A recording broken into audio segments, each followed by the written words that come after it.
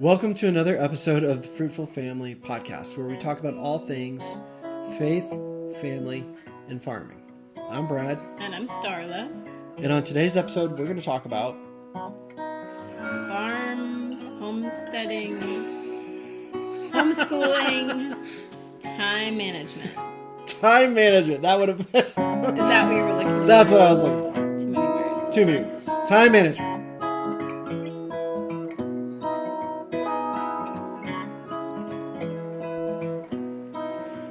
All right, so on this episode, this is completely unscripted. So I'm going to try to talk as little as possible because you never know what I might say. And we're going to try to keep it relatively short under the premise of time management. Sure.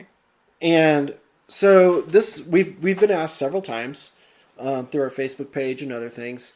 People have wanted to hear us talk about time management. And it's kind of just one big question. How are we able to accomplish all of the things that we do? Mm-hmm. And just to get a quick, let me just throw out some of the things that we have our hands in. Okay. So we have 7 children at home. Mm-hmm. Pregnant with an 8th. Yep.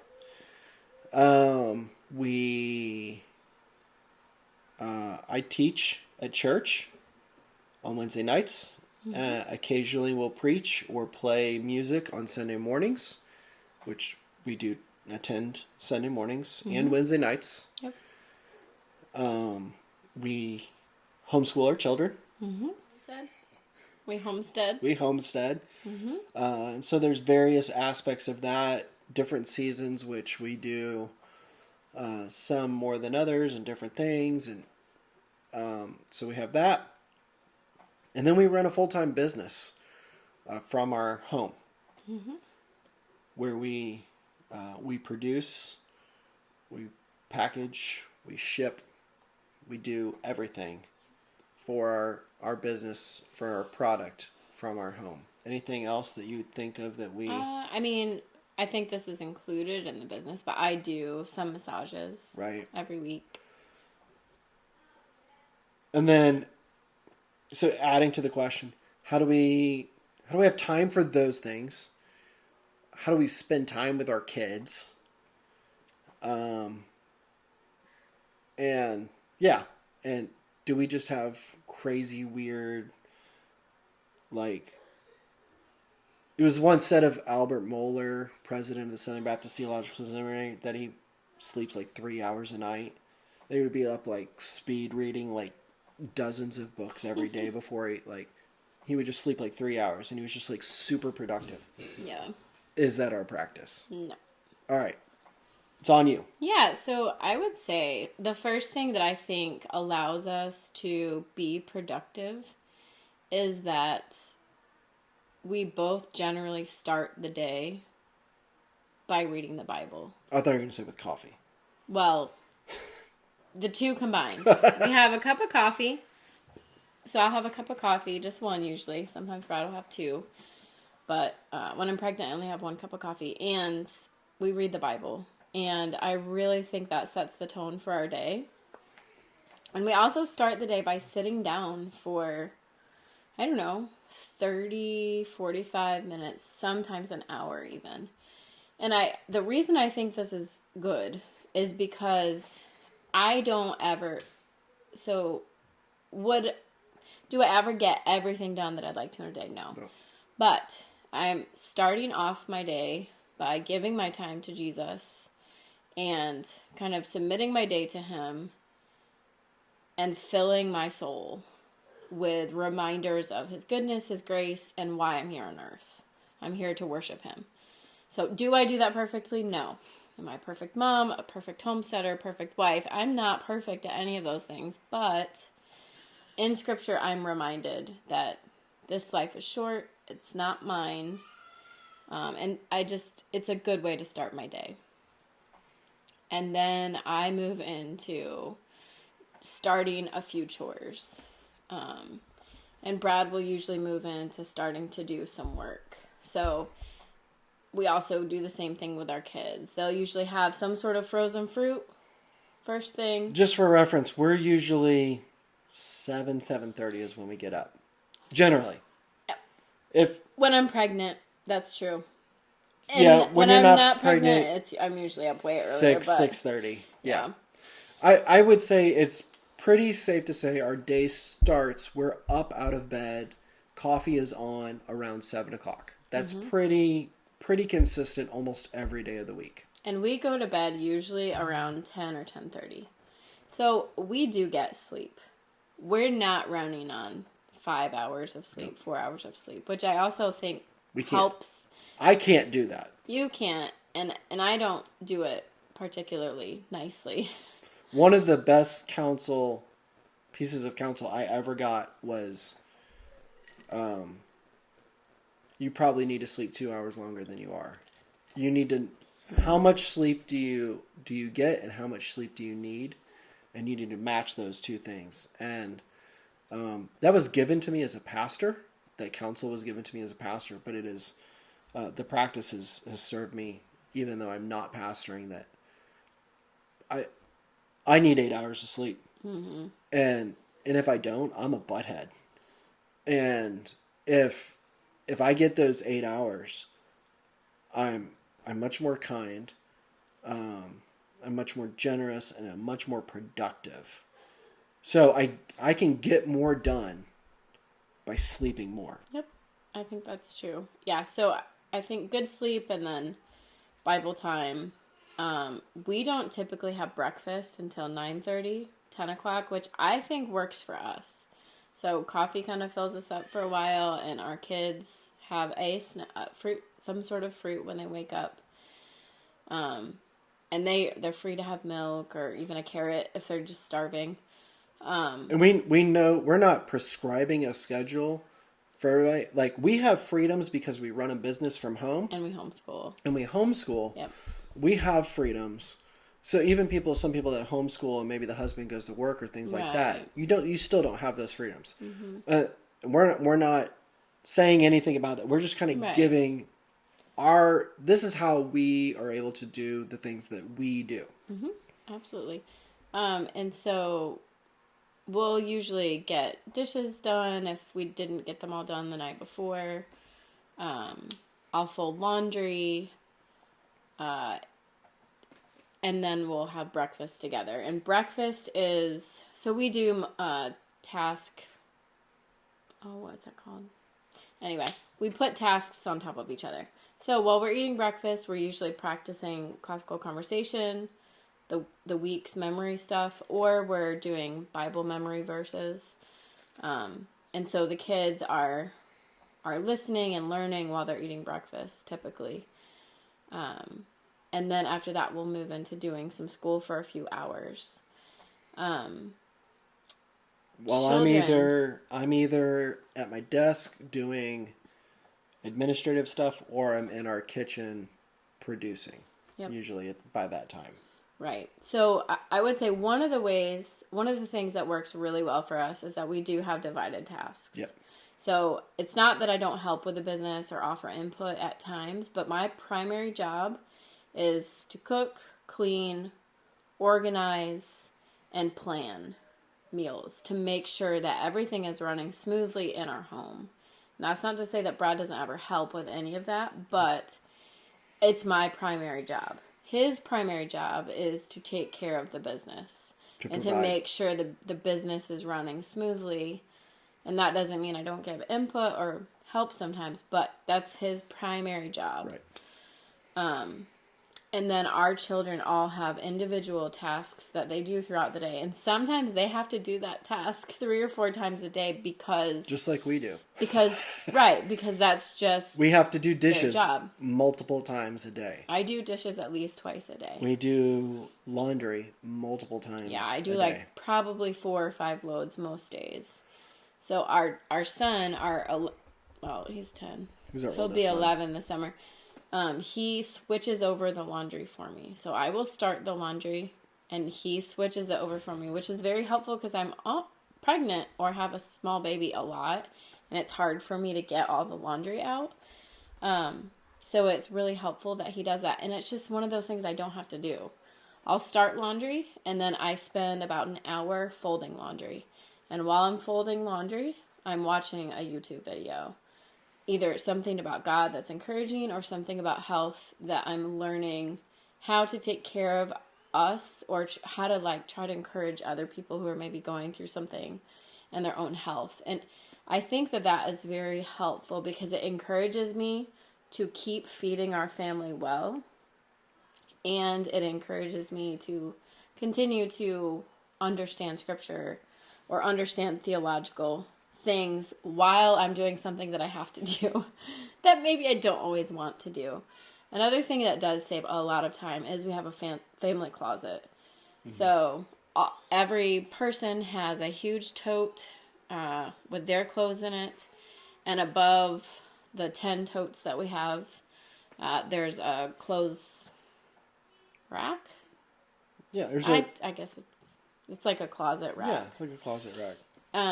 And so church it's clothes, in our laundry room. So clothes come out of the dryer onto the totes where they get folded and immediately they go into... Well, I don't know about immediately, but once a day. Eventually. Well, no, once a day I go into the laundry room and I spend an hour putting everything away from like 5 loads of laundry that were done the previous day. Right. I hang things up. I put everything in people's I say bins. Immediately because it just For happens. you, it seems immediate. Like that skit, like the guy keeps leaving trash out and the magical table keeps putting it away. Yeah, you should link that in the thing. There are some things in our house that do work like that. But right. I'm the person behind the magic. Another thing that also does save time is that we just have a sock bin, and if the socks they match and they're right next to each other while I'm folding, I will roll them up. But usually I'll put them in the sock bin, and like 3 times a week, I'll hand the bin to a kid, and they'll just put them all together for us. Maybe it'd be helpful if on the YouTube version of this, so unfortunately for you Spotifyers and iTunes, we could show people sometime. I can put some pictures of our laundry room on this post while we're talking about it. Okay. So you can have an idea just of kind of how it functionally works out, and maybe you want to ask questions about it later. Each kid also has a little plastic bucket in their box that has socks and underwear in it, ideally. Now, there are some kids that don't. They just kind of throw everything, and so sometimes I don't always do that for them. But most of the children, and I, and you. I do. We have and that just saves so much time for me and them.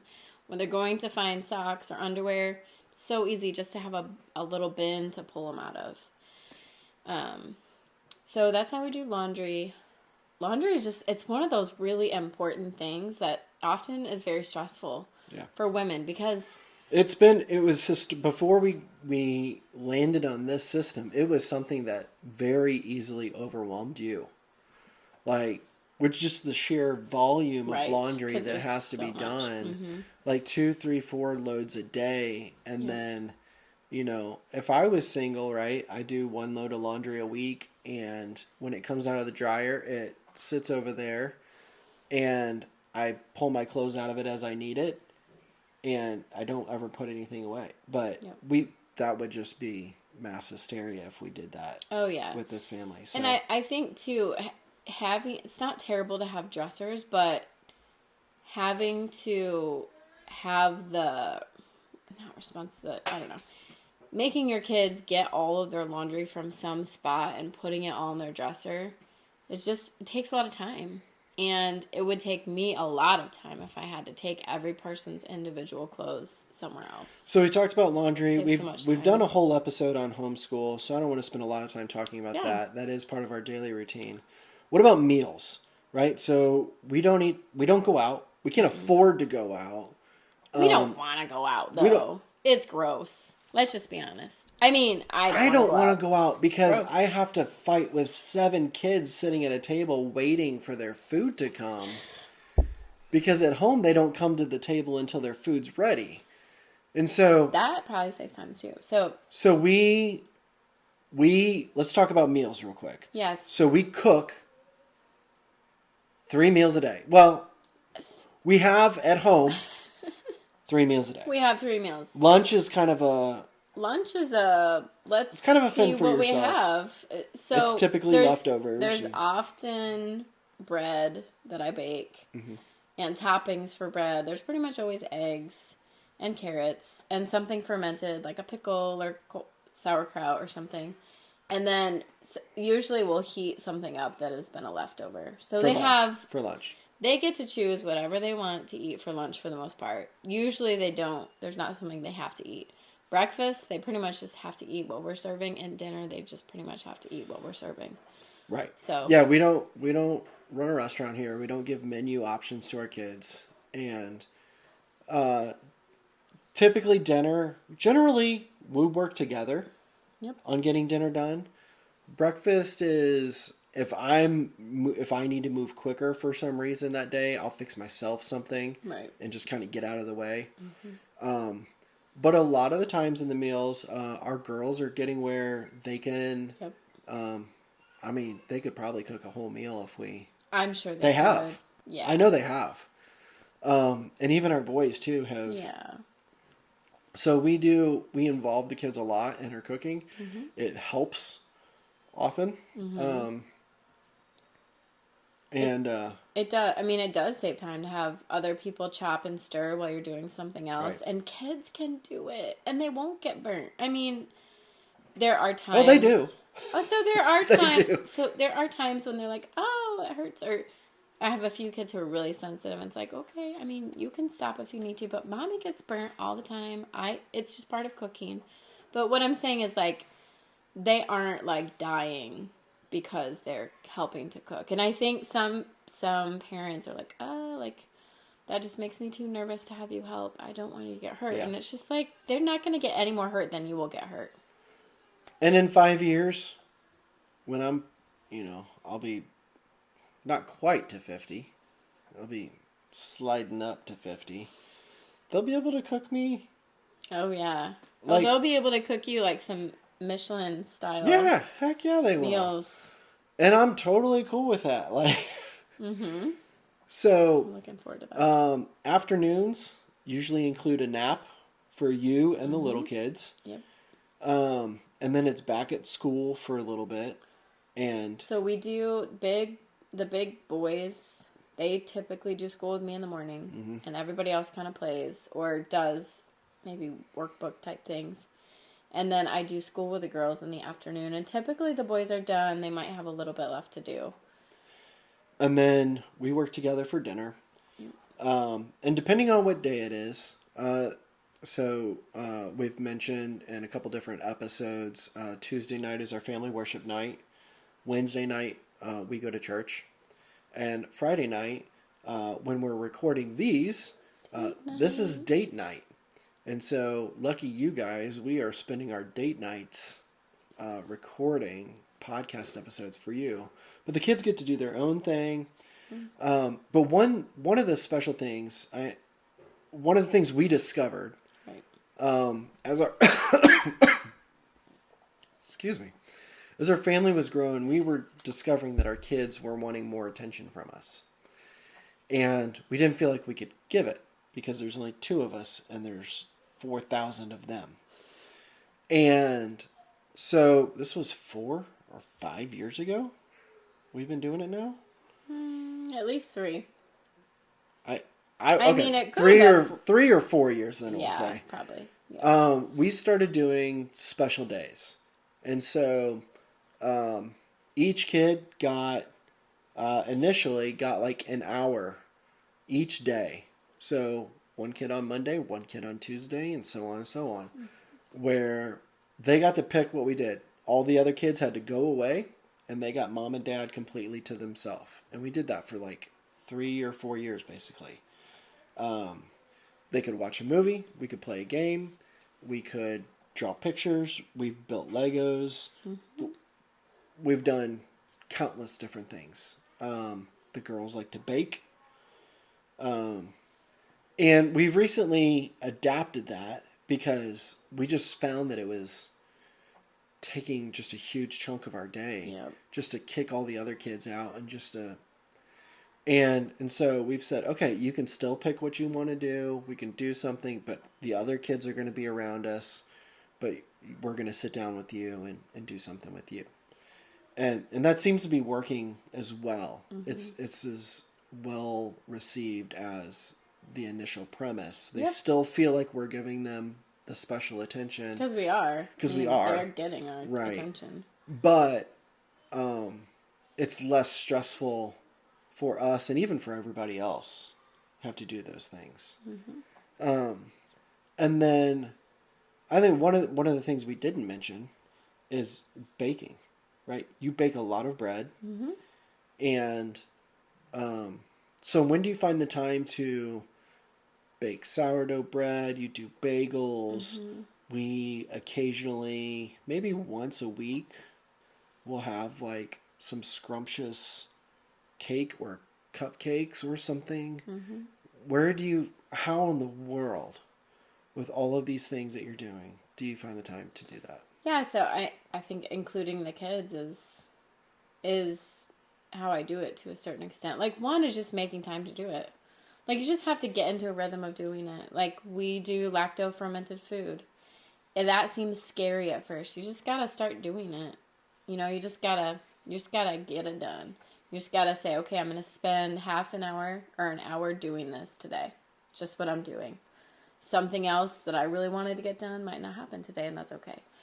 So there's that. You do have to probably sometimes give up some things. Mm-hmm. Or my house is not going to be as clean. That's why we have a robot now. As it will be when all of our children are big and they can all 100% do a cleaning activity like really, really, really well, then our house will be really clean. So in 5 years, I think our house will be very clean.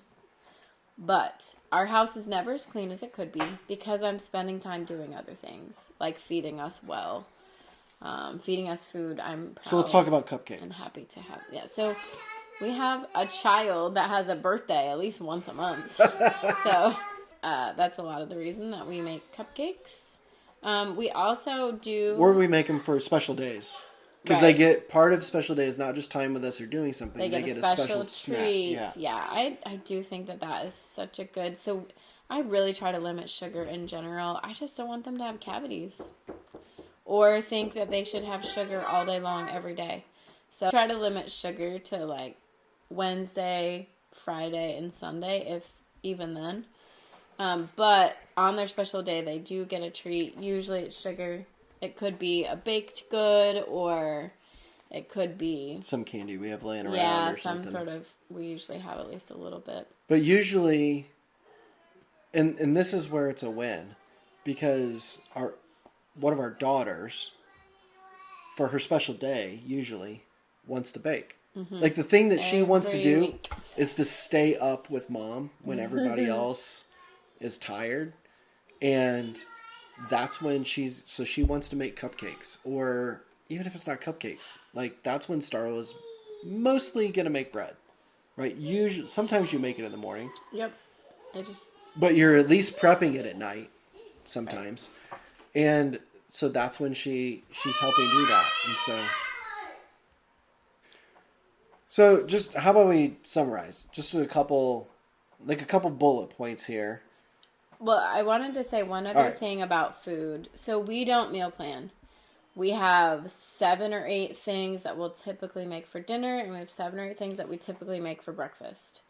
We do it in the sense that we have, like, certain days tend to be certain things. There are a few days that there are certain things that we have on those days. The rest of it, Brad and I will usually talk the day before or at breakfast and be like, hey, what would you like to have for dinner tonight? It's because we usually have to thaw meat out of the freezer, and we need to be prepared. So we just communicate about whatever it is that we want. And I do think having simple meals that are healthy, that don't require a lot of ingredients, that you don't have to have a recipe for, is a time-saving thing to do. So... just to summarize this in a couple bullet points, some of the things that we do, we have a division of labor. Yep. I think early on in our marriage, we kind of agreed I would take the majority of the outside of the house stuff, and you would do the majority of the inside of the house stuff. Mm-hmm. I mean, Starla was outside with me helping me build a chicken run earlier today. So it doesn't mean she's not allowed out there and that she's not allowed to help me, and Right. vice versa. Right. That I'm not allowed to cook meals, or I'm not. Yeah. She welcomes that. Mm-hmm. She might want me to do more No, laundry. I don't. Oh, I don't care. No, it's fine. I fold the towels wrong anyway, so. I'm happy to do it. So we have a division of labor, right? There's an understanding, a spoken understanding that we have of general responsibilities of what. So I'm going to feed the animals. I'm going to do these things, and then you are generally going to do these other things, right? Mm-hmm. So division of labor between us. So there's no confusion. I'm not ever left feeling like, I'm so upset because he didn't help me do this, because I know that's not his job to help me do that. If I absolutely need your help, I'll ask for it. Right. But it leaves no room for confusion or frustration because we know exactly what our jobs are. Right. Also, and I think this is something that's so overlooked, Starla mentioned it, is kids helping. Right? Like this was the cultural norm generations ago, right? That kids were part of having a fruitful family. They were part of production in the home, and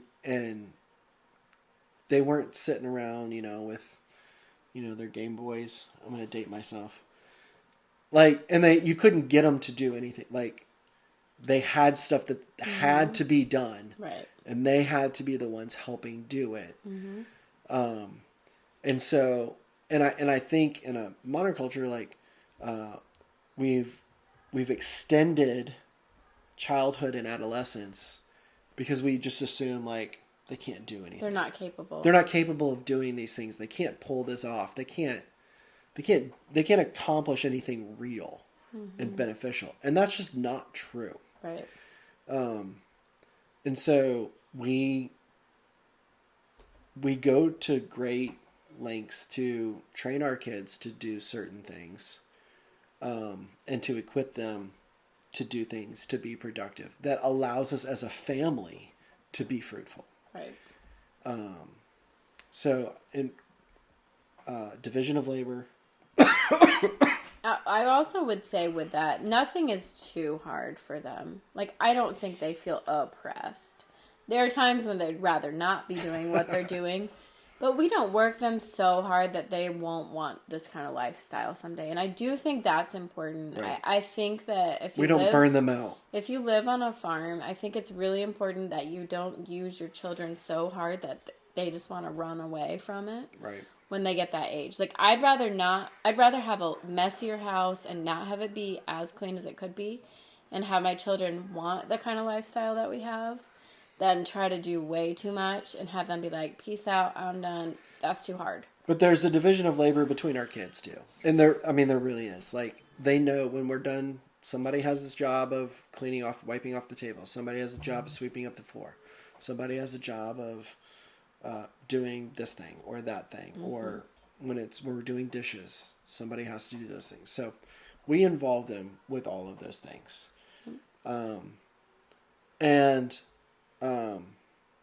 Is there another bullet point? There's another thing that I'm going to add to the end. Was there any other like bullet point that kind of summarizes? I mean, you do have to be organized. I mean, you have to get systems in place. And you have to spend time decluttering and getting rid of things that you hate that get in your way. So if every day... One of the things that you said was you have... Some things might have to be sacrificed. Absolutely. So you have to have real expectations and be able to triage the things that you need to do. Yep. Yeah. Yeah, so Sorry, I cut you off. No, it's okay. So I think they go together, but... Your children might have to watch TV for an hour because you have to do this thing and you just can't do it if all your littles are bothering you. Or send them outside. Sounds terrible. Because we had 50-degree weather today and right. they... Not bothering you, but, getting your attention constantly. So there are just times where you have to give up the ideal for the reality. Yeah. And I think with that, you have to be organized as the mama. Your crap can't be all over, everywhere, all the time. At least as the mama, because it's your job to go around and help everyone pick up and to pick up other people's stuff. And so I think you do have to have an organization system, and that takes some time to get in place. And it takes discipline to be honest with yourself and say, I'm not ever wearing that again. My children aren't wearing that. They never play with that. We're getting rid of it. Grandma Joe gave that to us. She might be offended if I get rid of it, but I just can't manage it. And there are so many good podcasts, especially geared towards women, because I think it bothers us more, about decluttering. But it really is important. I mean, if you're going to have even kind of not chaotic home with lots of children, you really do have to get rid of stuff and stay on top of managing the things that you have. Yeah. The last thing that I would add is I think one of the best things we ever did, because we were tripping over each other's schedules, is that we have a shared like calendar on our phones. And so that just opens communication, right? She can see when I'm going somewhere or I need to be doing something or I'm putting something in the schedule and vice versa. And that allows that communication. So you have the division of labor, you have the kids helping, you have realistic expectations, and you just have to flat out communicate with one another. And we talked through several different ways of doing that. It was like we need to sit down on Monday and work through our schedules together. And I forget 30 minutes later what we already talked about. And what was best is we discovered it was so simple to just share our calendar on our phone with each other. And we can see when she's planning something out, she has to go, she's on the board of a ministry. Like, she can look on the calendar and say, oh, does he have anything going on that day? And we can plan our schedules accordingly and figure things out. That's just been a helpful tool for us. I think similar to decluttering your stuff and organizing, you just kind of have to do that with your schedule too. We live in this crazy, we feel like we have to use every moment to be giving our kids this huge experience or, whatever. But people survived since time began. We're giving our kids an experience. It's go feed the chickens and collect the eggs so you can eat today. Since the beginning of time, people have survived by waking up, getting wood for their fire, feeding their animals so they could eat later that day. Yeah, like what you just said. That's how people survived. That's how memories are made. That's how, some of those were the stories people had to tell when they're older. Like, I remember this day when this crazy thing happened when I was doing my normal thing. Like, it's just, don't be afraid to give your children a boring life because it is not boring. It's rich. I mean, it's rich. They're going to stay alive. Don't be afraid to give your children a simple life. Right. Yeah. Simple doesn't mean boring. Right. Not at all. It means safe and loved and hopefully really healthy. Hopefully you're feeding them healthy things that you made from scratch. Any other thoughts on time management as we are managing the time of this episode? I think that's all I've got. All right. Well, if you have any questions or comments, let us know. Comment below. Hit the like button. Subscribe to the channel if you haven't. Share it with somebody. We would love to have you help us get the word out and help us connect with more people. And until the next episode, be fruitful.